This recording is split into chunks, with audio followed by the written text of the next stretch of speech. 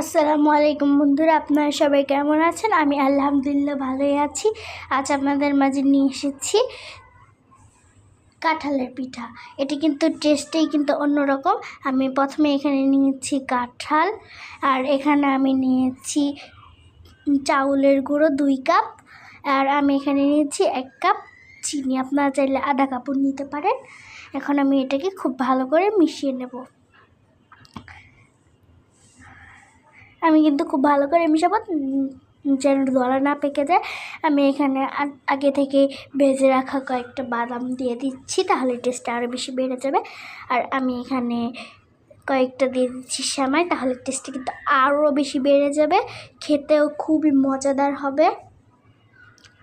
আমি এটাকে কিন্তু ভেঙে দিয়ে দেব, তাহলে ভালো করে মিশে যাবে।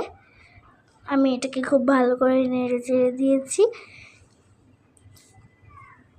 আমি কিন্তু সব ভালো করে একসাথে মিশিয়ে নিচ্ছি। এখন আমি একটা প্যান বসিয়ে দিচ্ছি চুলায়, আর এখানে তেল দিয়ে দিচ্ছি। তেলটা গরম হলে এখন আমি এই কাঁঠালের পিঠাগুলোকে দিয়ে দেব। আমি কিন্তু এটাকে কিন্তু অল্প আঁচে ভাজবো, না হলে পুড়ে যাবে। দেখুন আমার এক পিঠ হয়ে আসলে এখন আমি আবারও আরেক পিঠ উল্টিয়ে দিচ্ছি।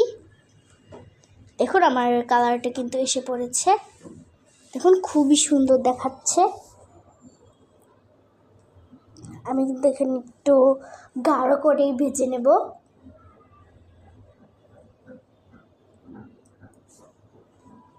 দেখুন আমার ভাজা কিন্তু প্রায় শেষের দিকে। আমি কিন্তু এটাকে অনবরত নেড়ে চেড়ে দেবো আর উল্টে উল্টে ভাজবো। আমি এরকম উল্টিয়ে পাল্টে ভেজে নিচ্ছি। দেখুন কালারটা কিন্তু খুবই সুন্দর দেখাচ্ছে।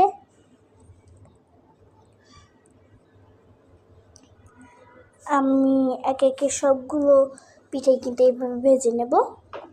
এখন আমি কাঁঠালের পিঠাগুলোকে তুলে নিচ্ছি। দেখুন খুবই লোভনীয় লাগছে, কি সুন্দর হয়েছে। টেস্টটাই কিন্তু অন্যরকম, খুবই সফট ও নরম তুলতুলে, খুবই মজাদার। আল্লাহ হাফেজ।